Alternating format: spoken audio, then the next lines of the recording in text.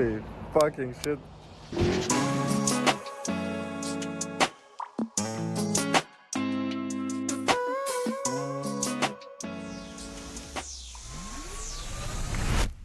Ще регистрираме CLS-а и ми звъни телефона.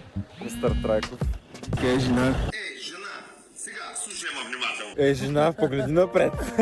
Новата микроволнова, добре ме. Моята е супер, аз съм много доволен. Много дърпан. Аз съм се возил само веднъж. Не съм карал, още имате после ми дадеш. Hell no, man. Добро утро!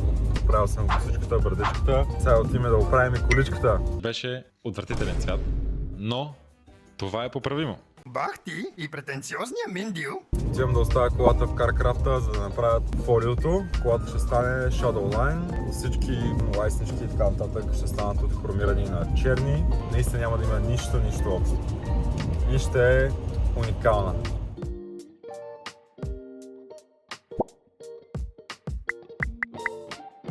Отиваме да вземем моята кола. Днес е петък, аз се оставих в четвъртък сутринта. Пичовете са супер луди, супер бързи. Това изобщо не го очаквах да се случи. Какво ми е струвало това нещо? Страшно ми е толкова. Отиваме малко по-празним джоба със сигурност, обаче колата ще стане уникална, наистина нямам търпение. Да кажеш, тук съм да си взема колата, нещо.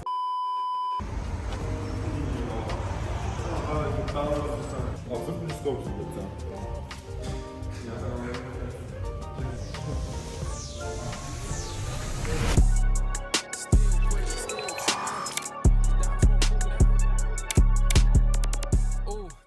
Карам към CarCraft, за да оставя колата за последни щрихи. Трябва да довършим тавана и да сложим PPF на фаровете отпред. Трябваше обаче първо да мина кат и да загубя още 3 часа и 10 евро от живота си, само и само да напиша в талона, че колата е сив/син цвят. Сега отиваме да довършим започнатото. Това е колата, това е колата. Стана време да покажем каква е колата и малко да поговоря за нея. Като за начало сменихме целият цвят на колата. Цвета беше карбоново синьо, нещо синьо, което беше отвратително ужасен цвят. На мен лично изобщо не ми харесва. Направихме Gunmetal сиво, затъмнихме фара, така че само матрицата да се вижда. Изглежда брутално според мен. Това беше хромирано, това също беше хромирано. Абсолютно всичките лайсни по автомобила също станаха черни. Това, което минава през тавана, направихме тавана черен. Защо направихме тавана черен? Защото, не знам дали сте запознати, но когато се сменяте цвета на автомобил, трябва да оставите един детайл, който да бъде в отличителен цвят, за да може да минете през кат. Ние оставихме тавана гнусен син, минахме отново през кат и после го направихме черен, защото ми хареса малко повече. Джаните трябва да станат прахово боядисани черни. Задната лайсна, задната емблема, махнахме тук буквите. Ако някой не е запознат, това е CLS W218, произвеждат се между 2012 и 2000, аз не знам коя година, но много ми харесва този Мерцедес. Затъмнихме задните стопове, които са брутални. Майката супер удобен за дълъг път, супер икономичен. Двигател е V6 дизел, което се води 3000 кубика дизел двигател. Автомобил разполага с много екстри. Дистроник, подгрев на предните седалки, следене на лентите, автоматични дълги. Нека да видим и отвътре.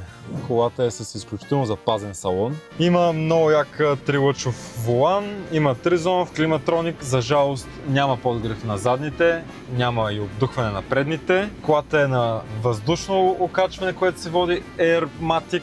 Сложил съм и AMG меню, защото тя нямаше където мога да следа градусите. Колата вече е на 226 000 км, взех на 221. Разходът, който може да видите е 7,2, което нищо кой знае какво не е. Като цяло колата има изключително много екстри. Аз съм сигурен, че дори някой от тях аз не знам за тях. На мен лично колата много ми харесва. Изключително е красива, отвътре е изключително удобна. Така си търсих спортна лимузина и се чудих между Porsche Panamera, Audi A7 и Mercedes CLS. Точно този CLS. Шиби даха, Отваря се и нагоре, за да може... И аз не знам за какво да може, нямам никаква шибана представа. Изключително много се напрягам, когато някой седне отзад и аз трябва да се дам седалката напред, за да може да ме е удобно. Аз съм 1,87. Тая кола има много място. На мен ми е изключително комфортно. Минусът е, разбира се, че няма седалка в средата. Липсва подгрева, но си имаме зона на климатроника, която си я нагласяме на каквато искаме температура. Имаме къп холдери отзад. Какво друго? Нищо, колата е мега удобна.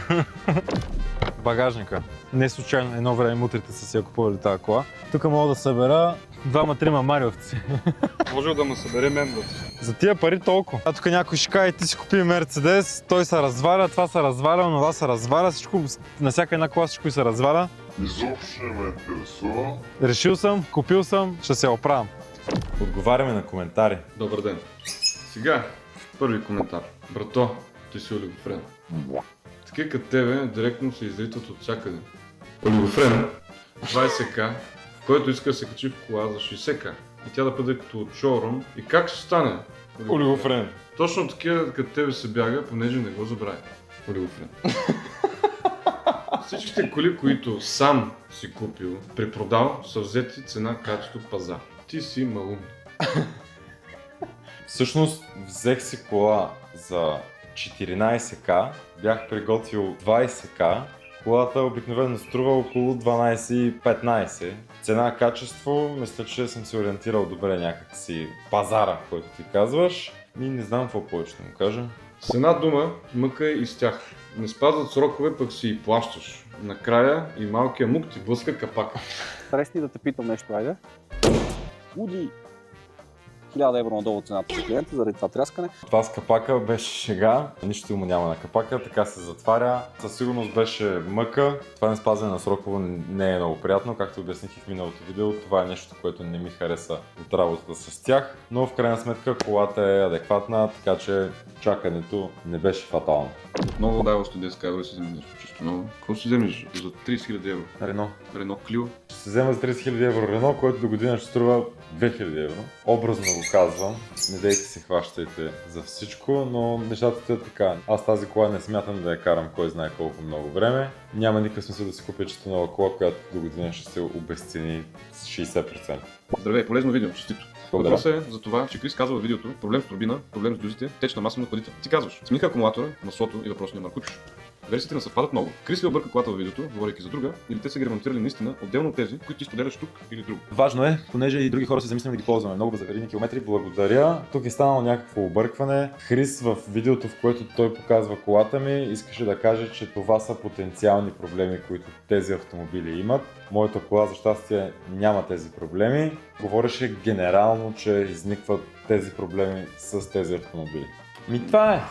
Мисля, че това е всичко относно колата до тук. Ако искате по-чести и по-кратки апдейти относно колата, може да ме последвате в Instagram, който Крис ще остави ето тук. Там ще качвам какво правя по колата, ако има нещо счупено, дано не. Понеже не искам да превръщам YouTube канала само за коли. А относно съдържанието, което мисля да качвам за напред в YouTube, отскоро съм се захванал с нещо много интересно. Свързано е с скъпоценни камъни и къстъм бижута. В момента почти нищо не разбирам от целият този свят с скъпоценните камъни, с бижутата и така нататък, но все пак ми е изключително интересно и ако искате мога да покажа целият процес от това как се уча, как се запознавам с нови хора, какво точно правя. Ще ви покажа и целият процес по изработка, подбиране на скъпоценните камъни, поръчки. Ще ме видите как или губя много пари, или се прецаквам, или ме прецакват, пък ако взема да успея и с нещо, и това ще ви покажа. Не знам дали това нещо ще го превърна в нов бизнес или просто ще е едно много скъпо хоби за момента, но мисля да го покажа от самото начало. Ако ви е интересно, може да ме последвате, а долу в коментарите може да ми напишете какво друго искате да видите от мен. Може да искате да видите нещо за папагала. Мисля, че това е всичко. Бай-бай!